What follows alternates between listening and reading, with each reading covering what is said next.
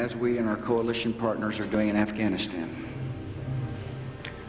we will bring to the Iraqi people food and medicines and supplies and freedom.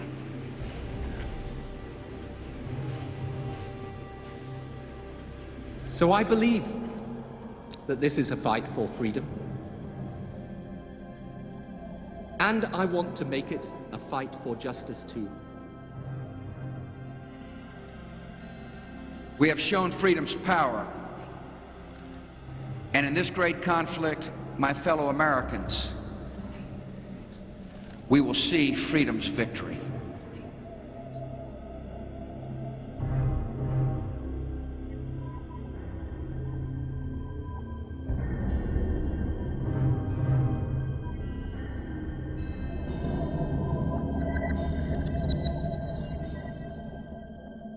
September the 11th, 2001 dominates almost everything we watch, read and hear. We're fighting a war on terror, say George Bush and Tony Blair, a noble war against evil itself. But what are the real aims of this war? And who are the most threatening terrorists? Indeed, who is responsible for far greater acts of violence than those committed by the fanatics of Al-Qaeda, crimes that have claimed many more lives than September the 11th, and always in poor, devastated, faraway places from Latin America to Southeast Asia? The answer to these questions is to be found here in the United States, where those now in power speak openly of their conquests and of endless war. Afghanistan, Iraq, these, they say, are just a beginning. Look out North Korea, Iran, even China. This film is about the rise and rise of rapacious imperial power and a terrorism that never speaks its name because it is our terrorism. This is Afghanistan, and this woman's name is Orifa.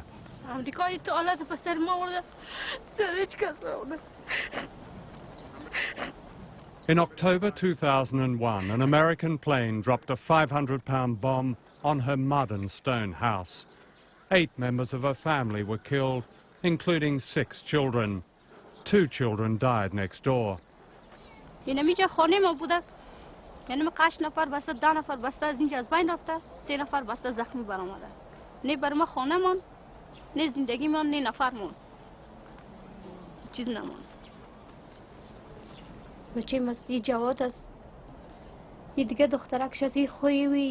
یک آدم است.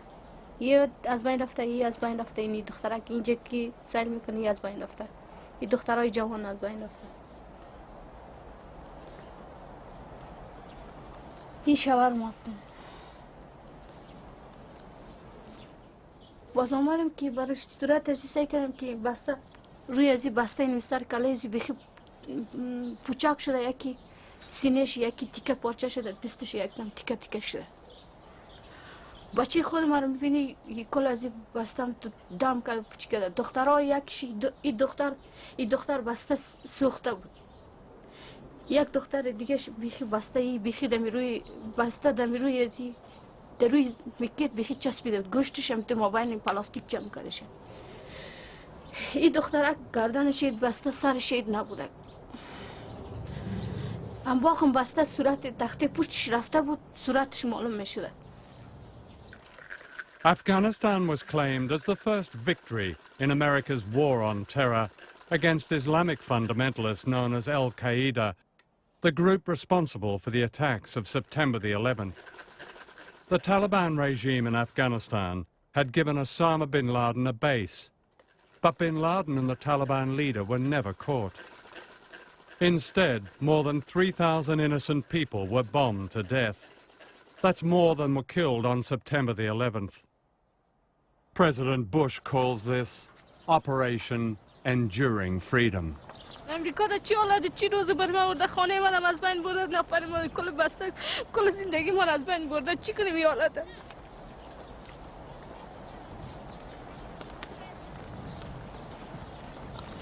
دیگه کسی که خوب است برش آزادی آمده که میگم ما خوش هستیم برای ما شب روز ما به غم است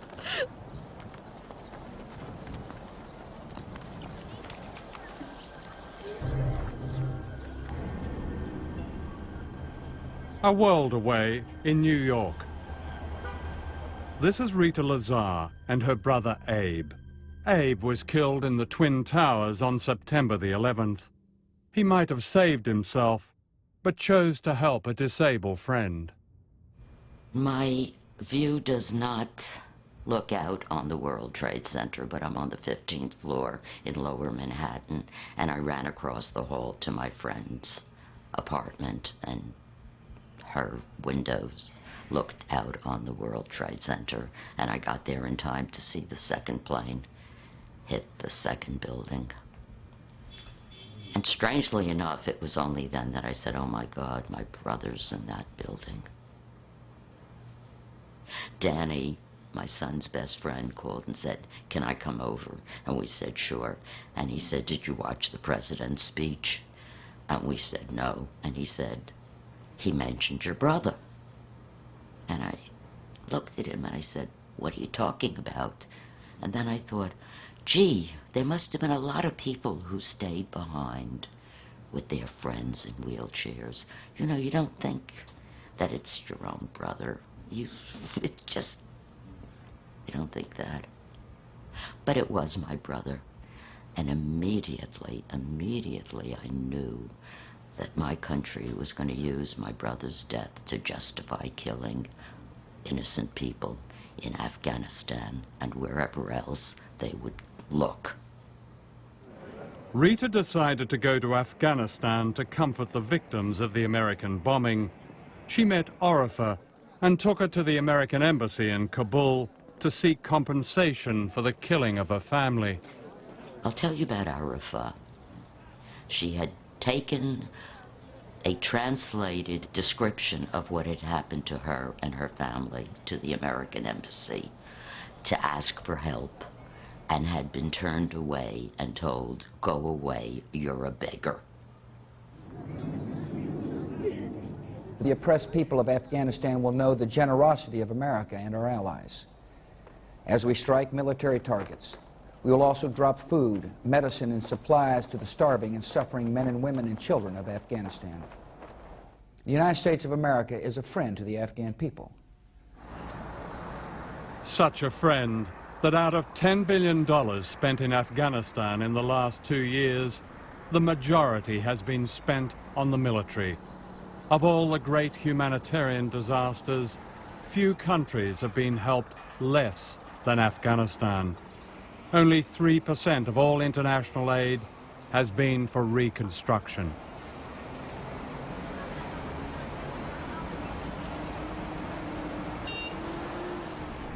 Such a friend that the United States has yet to clear these unexploded cluster bombs it dropped in the center of Kabul, where children play in the lethal rubble.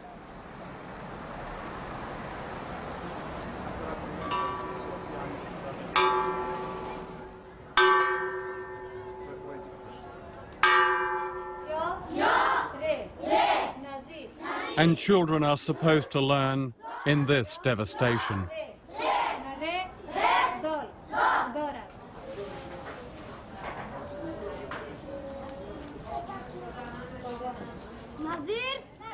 The Afghan government gets less than 20% of the aid that is delivered. Omar Zakawal is a government official in Kabul. Well, 20% is about 300 million. 300 million? You're meant to rebuild the country, basically, with 300 million. Oh no, the government does not have its own resources for the ordinary budget. The 300 million become salaries and electricity and those. No, those are not for reconstruction. That sounds like you're left with almost nothing, then. The government has no money for reconstruction, period.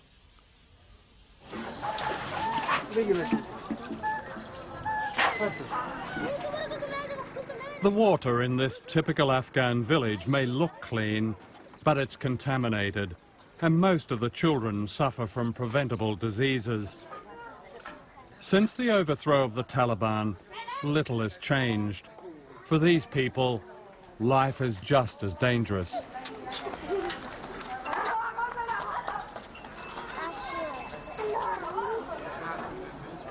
I found the population of 2 villages living destitute in the rubble of this shoe factory in Kabul.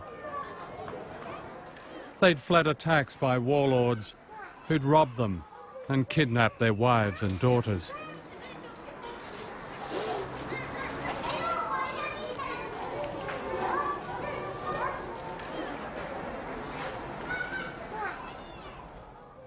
I've spent much of my life in places of upheaval, but I've rarely seen such a bombed and blasted and ruined city as Kabul.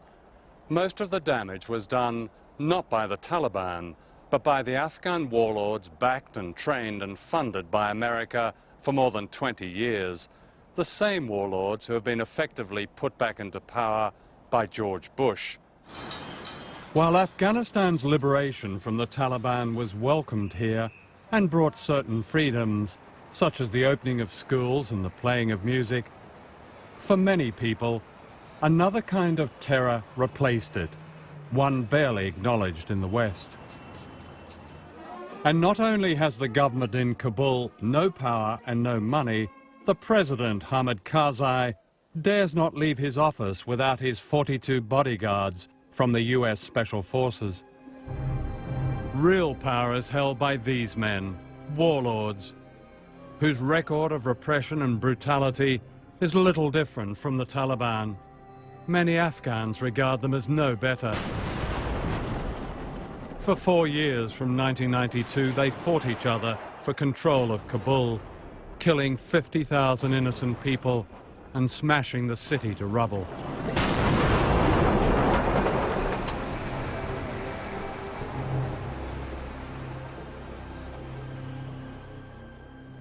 By any definition, the warlords are terrorists, bribed by the Americans with a fortune in cash and truckloads of arms. Today, they control the government in Kabul and have re-established the opium trade, from which comes most of the heroin reaching the streets of Britain.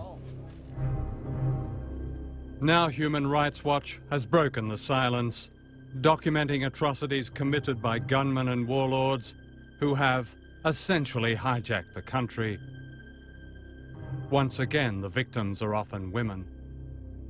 Today, women are free and are part of Afghanistan's new government, and we welcome the new Minister of Women's Affairs, Dr. Seema Sumar. Dr. Seema Sumar is a symbol of Afghan resistance and humanity. She defied the Taliban and ran clinics for women. In 2001, she and another woman were appointed to the new government as the face of liberation.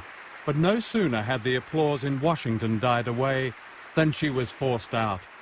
The warlords were not tolerating such an outspoken voice of freedom for women. Today, Dr. Samar lives in constant fear of her life, with bodyguards with her night and day. No one understands more the plight of Afghan women.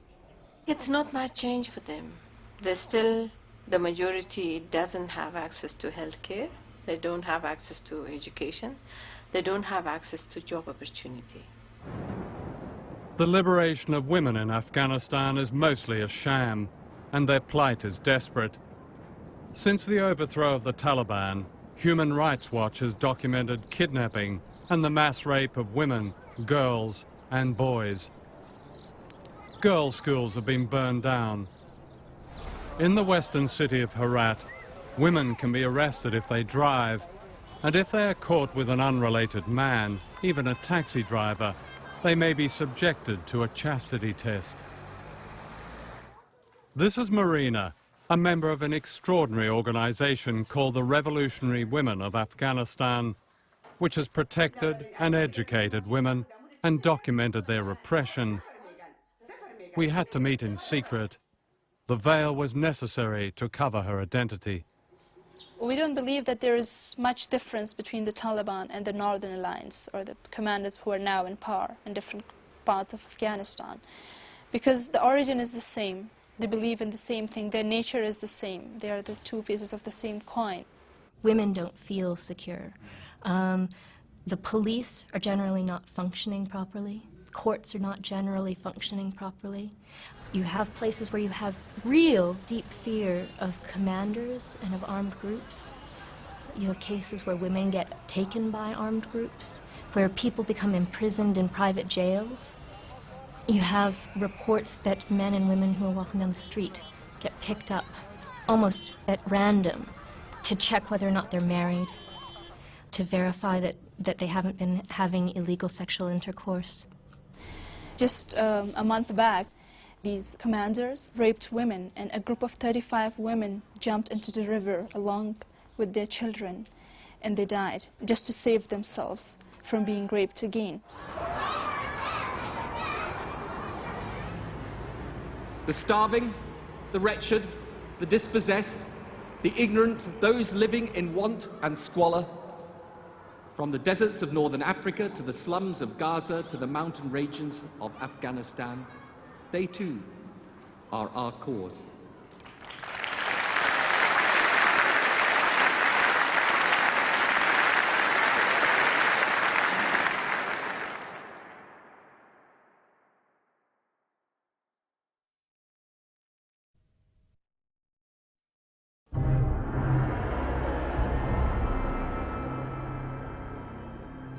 To a growing number of people around the world, America's war on terror is about hypocrisy and double standards, about terrorists classified as good and bad, depending on their usefulness to the great game of power politics.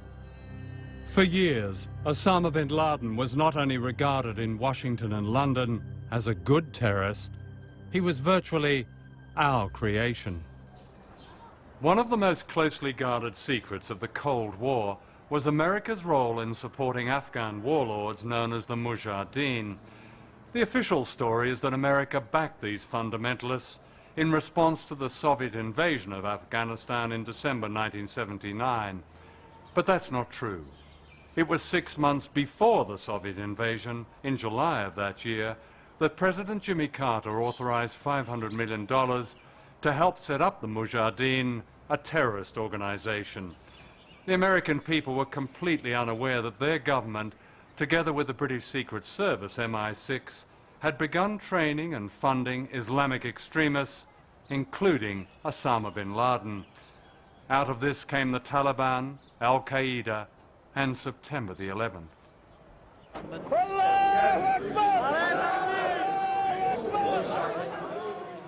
Soon after the Taliban came to power in 1996, the administration of Bill Clinton backed a secret plan for a pipeline through Afghanistan from Central Asia, which has vast reserves of oil and gas. The Taliban were offered a generous cut in the deal and secretly invited to Washington and Texas.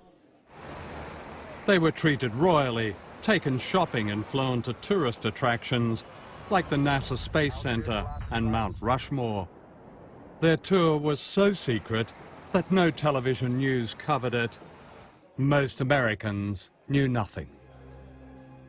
By the time George W. Bush came to power, the link between Al-Qaeda and the Taliban was an embarrassment, and September the 11th gave Bush an opportunity to get rid of them. Today, Afghanistan is run by a regime installed by the Americans, and the pipeline deal is going ahead. September the 11th also presented an opportunity to an influential group who, even by Republican Party standards, were extreme. Ray McGovern is a former senior officer of the Central Intelligence Agency, the CIA, and a personal friend of George Bush Sr., the president's father. The same people who are running U.S. policy now are people that the president's father kept at arm's length.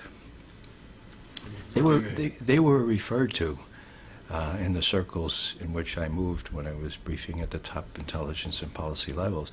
They were referred to as the crazies. The crazies. I mean, you talk about the crazies, everyone knew who they were. Richard Pearl, Paul Wolfowitz, Doug Feith, those folks.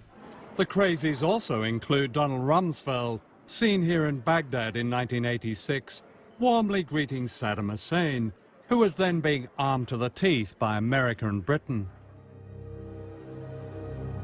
This is one of their blueprints, published in 2000 by the extreme right-wing group Project for a New American Century. The US military will fight multiple simultaneous wars as the cavalry on the new American frontier. The principal author is William Crystal. The problem with America is not that we go around marauding around the world imposing ourselves. The problem with America in the last 10, 15 years since the end of the Cold War, really in the last 60 years, is that we've been too slow to get involved in conflicts.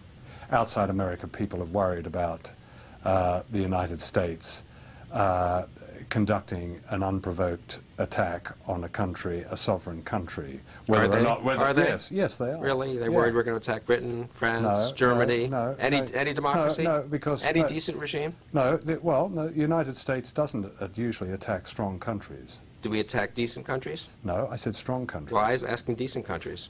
I don't know Are what people you would really call, worried the U.S. is going to go, a decent, law-abiding country, and the U.S. is going to come in and say, we don't like the look of you, we're going to depose you? Is that something the U.S. has done quite often? How many countries has the U.S. attacked in the last 15 years? Well, since World War II, there have been 72 interventions by the United States. Oh, is that right? Yes. That's ludicrous. Well, it's not ludicrous, it's true. These are some of the countries where the United States, directly and indirectly, has overthrown governments, manipulated elections, and attacked popular movements since 1945. Bush's war on terror is just another brand name replacing the Red Menace as justification for a systematic aggression. This is well documented, yet it remains a kind of secret history, seldom reported in the West as a war of terror. Take just one decade, the 1970s. September the 11th, 1973, is not an anniversary many of us remember. On that day, the United States helped engineer the overthrow of the democratic government of Chile. More than 30,000 people were killed, including the elected president, Salvador Allende. In Southeast Asia, American bombers killed hundreds of thousands in Cambodia and Laos. In Vietnam, the United States sprayed a chemical poison called Agent Orange, a weapon of mass destruction. Today, its effects still cause death and birth deformities. In Indonesia and East Timor, America's backing of the dictatorship of General Suharto led to as many as 1 million deaths. The U.S. government multiplied its aid to Indonesia as the slaughter in East Timor was occurring.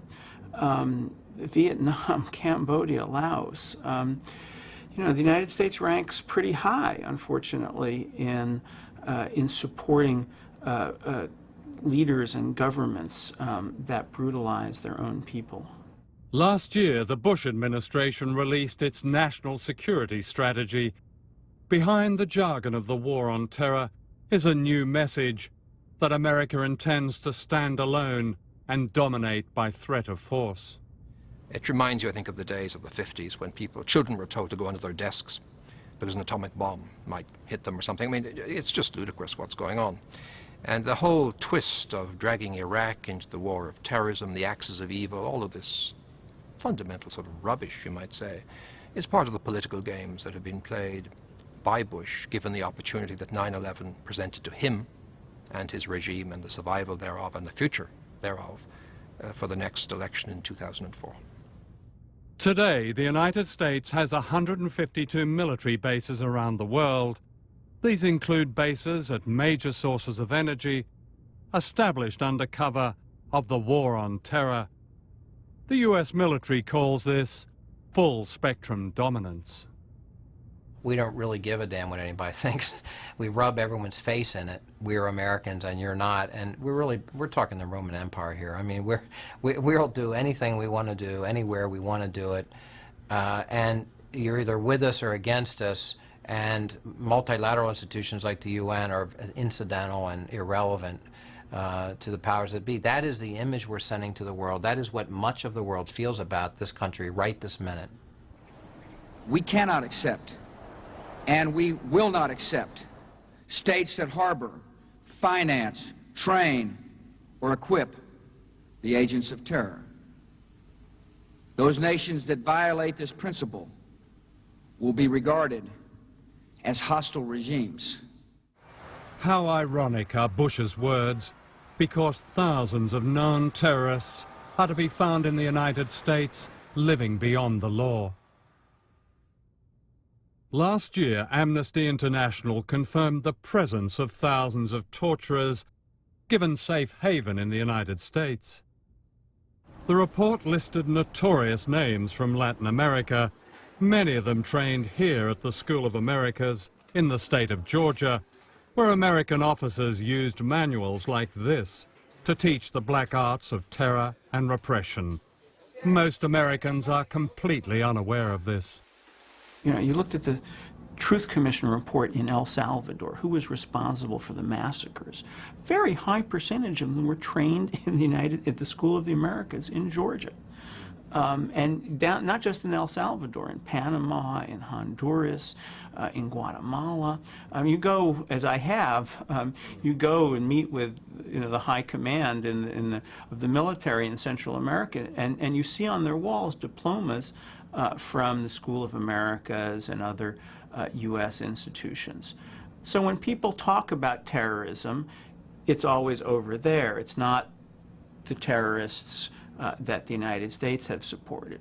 We have done more throughout our history, and since World War II in particular, I think, to create conditions in which individuals can be free around the world than any other country in history.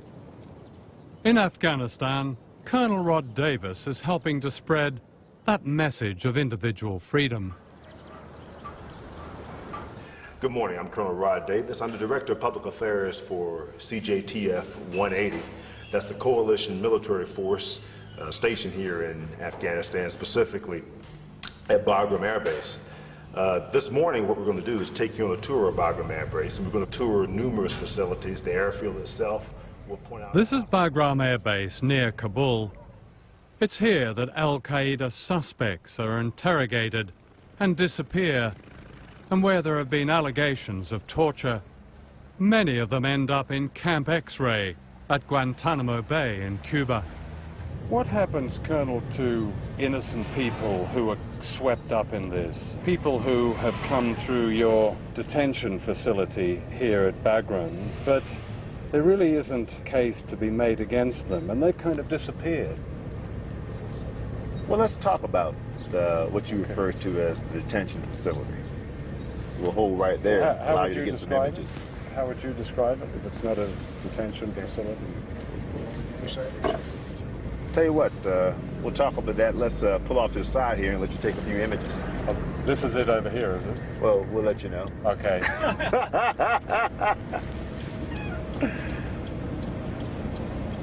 What I can assure you and your public of is this. That anyone that's under custody, any of the holding locations, they're attended to medically. Medical care is provided. They're fed. They're looked after. There's no abuse or torture that goes on inside of any of these holding facilities. Well, there have been allegations of torture, haven't there? Particularly, there's a military pathologist who actually described the death in custody of a man here. I think his name was Delaware, who she described it as homicide, murder. You know that case? I'm aware of the allegation. And what I'll say to you is I think anyone who's fair would have to say that Americans in particular, but certainly members of the coalition, aren't known for committing atrocities. That's not something that's part of our history. It's not the way we do business. It's not the way we treat people. If you were arrested in the United States by a foreign army and brought to a holding facility, wouldn't you expect to have certain basic rights, that is, access to lawyers, access to people outside, not just simply to literally disappear? Well, you talked about status before, and as I said, it's rather complicated. And I guess there's some type of continuum or spectrum, if you will. You know, probably prisoners of war off to the far left or right, depending on your perspective, and something less than that to the far other end. We're somewhere on that spectrum. Yeah. Somewhere on that spectrum is this man. Wazir Muhammad is a Kabul taxi driver who disappeared into Bagram in April last year. He's now in Guantanamo Bay. He's not been charged with anything. His crime was to inquire after a friend, another taxi driver, who was arrested and who has since been released. What makes this case so appalling is that this man is recognized by the present government as having resisted the Taliban. This is his brother, Taj Muhammad, a nurse.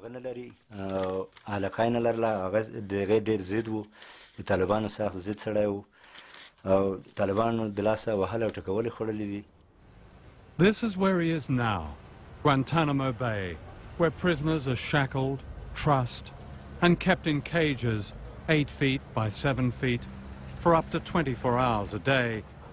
The light is always on. Children and old men have been incarcerated. Amnesty International calls it a black hole, a violation of the most basic human rights. There are 9 British citizens here, including this man, Shafiq Rasool from the West Midlands, who was effectively kidnapped by the Americans 2 weeks after he'd arrived in Pakistan, where he has relatives. That was almost 2 years ago. Since then, his family has pleaded for help from the British government, but still, he's been charged with nothing.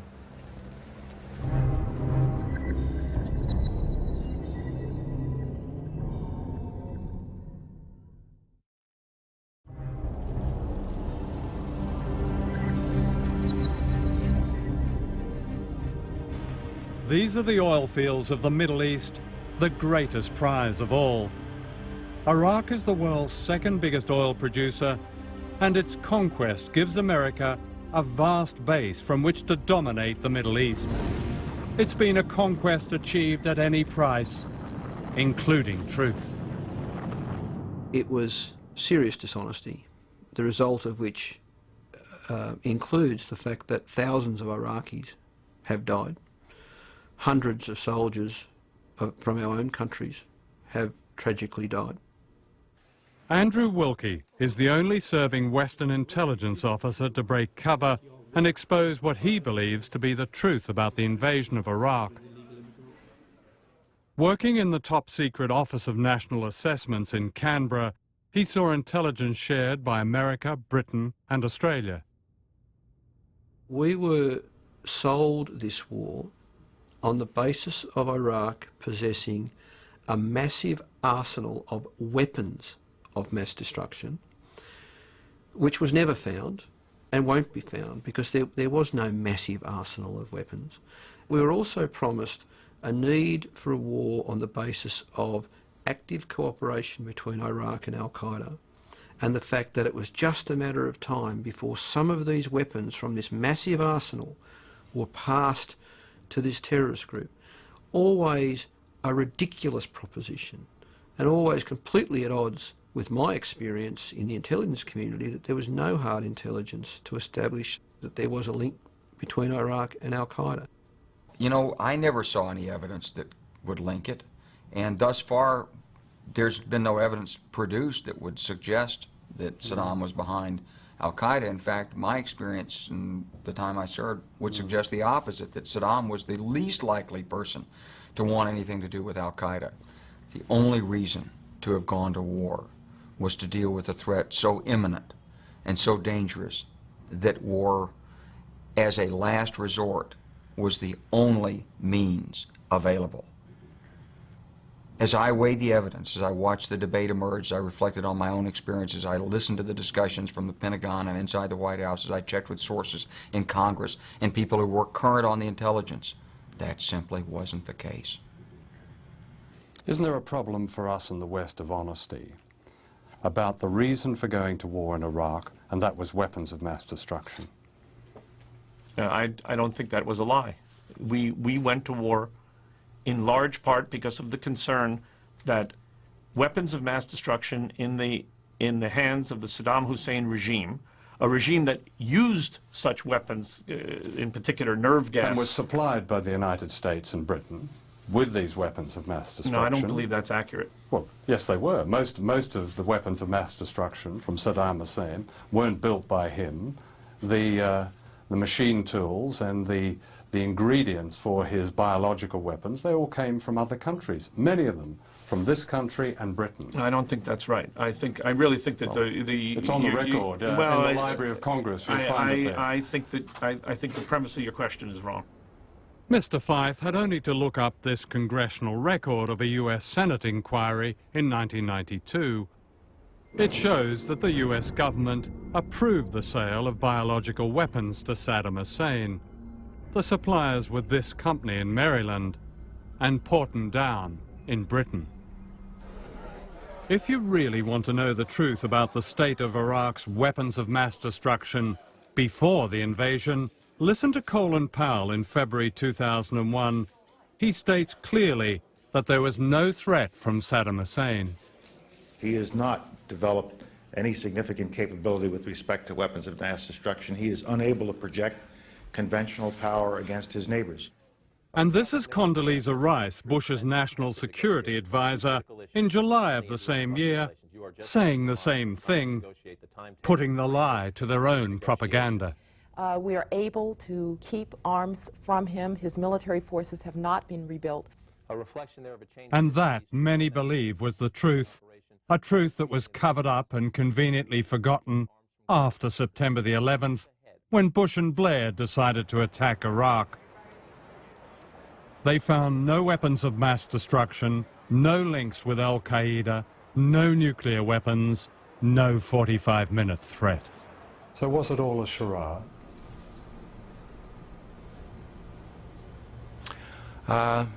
It was 95% charade. A charade indeed. The invasion had been planned long ago.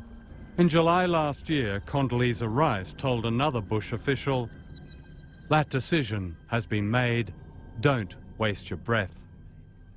This is not what Bush told the American people. It's this that makes the inquiry in London by Lord Hutton look like a dramatic diversion.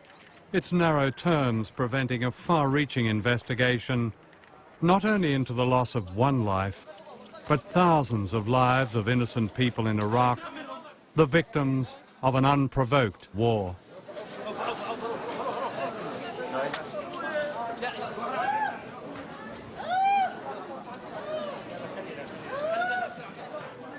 It's now reliably estimated that up to 10,000 civilians may have died in the attack on Iraq.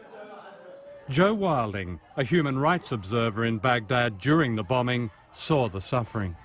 I and a few other observers were being taken around the hospital by one of the doctors, and he was introducing us to some civilian casualties from the previous day, and he was called away to the emergency room. So he took us with him, and as we walked in, there was a woman, probably in her mid-30s, just screaming over and over, "We're farmers, we're farmers." And she had a little boy in her arms.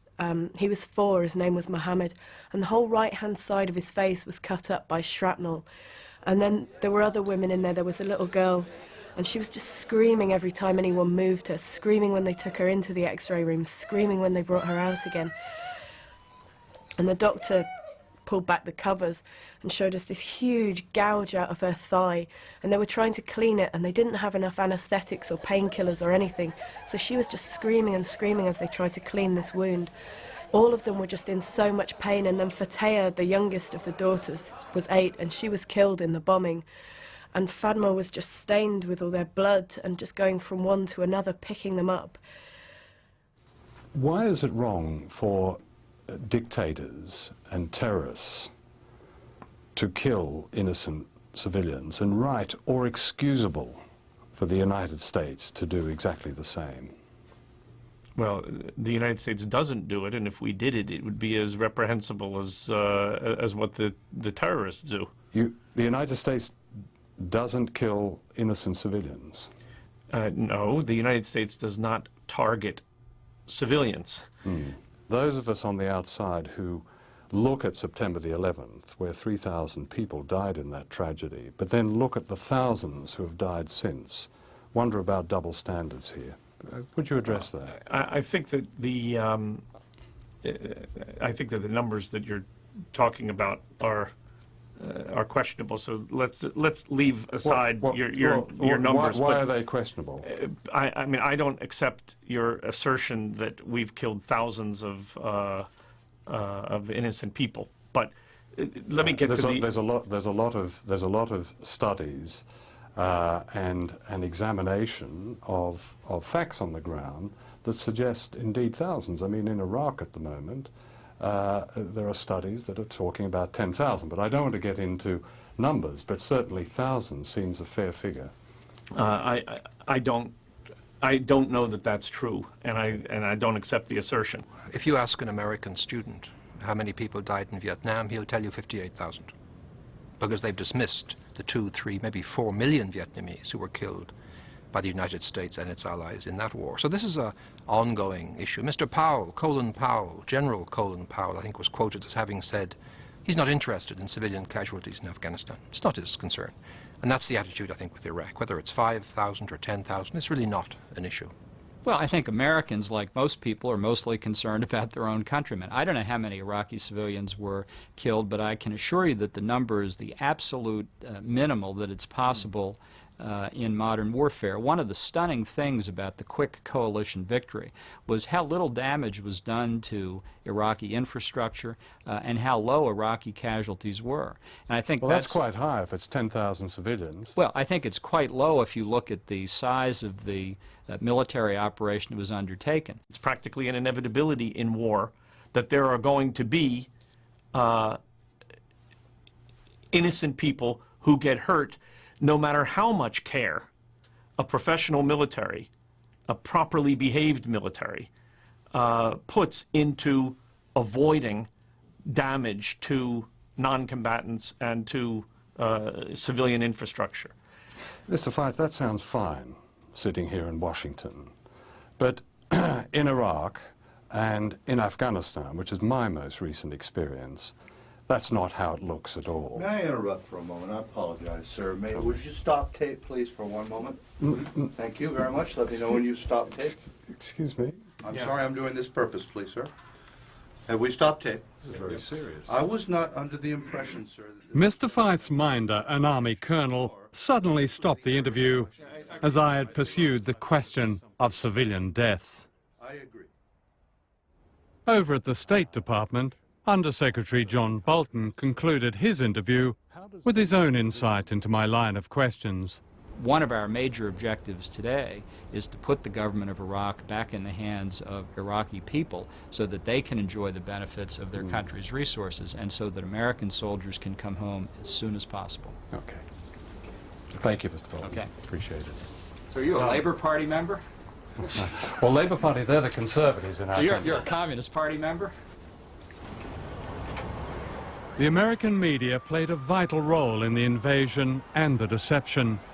Instead of challenging the propaganda, it echoed and amplified it. Well, I believe if the media had been more aggressive and more tenacious towards getting the truth, there's a very, very good chance we would not have gone to war in Iraq. It's pretty clear to me. But there is a fear and paranoia by journalists who realize they can't always report everything they know, and that their editors will not. Their job, in the middle of the Iraq war, it was not to show some of the foibles and the deceit of the White House. That was not your job. Your job was to be embedded, which is a wonderful, wonderful word, which is obviously a metaphor for what's happened with the American media covering wars going back decades, ever since Vietnam. And if you study every conflict since, you'll see how the Pentagon and the political types have outmaneuvered the media. And the media has allowed it to happen. They show up, they do what they're told, and they tell the story that certain people want them to tell. And that's what we call, quote-unquote, news. I would go on television in the United States, and Fox News and the CNBC and the like, and I would talk about the importance of applying, the Geneva Conventions, and how, in fact, the Geneva Conventions protect everybody. They protect American soldiers just like they protect, they protect the good guys just like they protect the bad guys. And I'm treated like, like a traitor, like I'm committing treason. We have a perpetual war which gives the incumbent sitting president over there in the Oval Office a 10 to 15 point bounce on all public opinion. He is a wartime president, even though actually we're not at war. There's something really weird here. The truth, fact is fiction, fiction is fact, war is peace, peace is war. What the hell's going on here? I mean, Mr. Bush has very cleverly manipulated the fear, the anxiety that 9/11 sprang upon the people of New York and ultimately the entire country. And every time he wants to jack up his ratings, he simply stirs up the fear pot by upgrading the level of impending danger without any specifics, of course. I think it's a very ugly game that's being played on the Americans. There's something so similar between our administration and Al-Qaeda in its certainty that God is on its side that is laughable. And that the American people should fall for this line hurts me more than I can tell you. Norman Mailer wrote the other day that he believed that America had entered a pre-fascist state. What's your view of that? Well, in a way, and I'm not saying this to be cynical, but I hope he's right, because there are others that are saying we're already in a fascist sort of mode. If you say something often enough, the people will begin to believe it. And that strategy has been applied with, unfortunately, great success by this administration. Weapons of mass destruction, Al-Qaeda, Iraq ties, other evidence being adduced to justify an unprovoked war. And so, yeah, I think we ought to all be worried about fascism. I think the rest of us should be extremely concerned. We've seen total disregard for the United Nations Charter and its fundamental concepts. We've seen rejection of international law and the respect for sovereignty of other countries. We've seen a preemptive strike against a sovereign state which is outrageous in concept and dangerous in consequence, and something we should all worry about. And every country that now is threatened by Mr. Bush, which is his habit, whether it's Iran or North Korea or Syria or Libya or others, it's an outrage that we should stand by and allow these countries to be threatened by a man so dangerous that he's willing to sacrifice American lives and worse, the lives of others, whether they're Iraqis or Afghanis and possibly Syrians and others, in some mad aggression. Aggression was at the core of the judgment at the Nuremberg trial of the German leadership following World War II. The judges decided that unprovoked aggression was the supreme international war crime, which contained all the evils of other war crimes. Blair and Bush have found ways of justifying, of course, the wars, both against Afghanistan and against Iraq, in terms of particular circumstances or the violation of particular requirements. But it seems to me that these wars are indeed acts of aggression as defined at Nuremberg and in previous agreements, and that in a sense, both Bush and Blair are guilty and could stand in the dock, accused of waging aggressive war. The United Nations was founded so that we would never forget the crimes of great power. Are we now in danger of forgetting? Do we forget the lies that justified the conquest of Iraq and disguised America's plans to dominate all the world? Do we forget that the British government has announced, for the first time, that it's prepared to launch an attack with nuclear weapons, echoing yet again George Bush? And do we accept a distortion of intellect and morality that empties noble words like democracy and liberation of their true meaning, that says it's wrong for terrorists to kill innocent people, but right for governments to commit the same crimes in our name? The answer is that we need not accept any of this if we recognize that there are now two superpowers. One is the regime in Washington, the other is public opinion, now stirring all over the world, perhaps as never before. Make no mistake, it's an epic struggle. The alternative is not just the conquest of faraway countries, it's the conquest of us, of our minds, our humanity, and our self-respect. If we remain silent, victory over us is assured.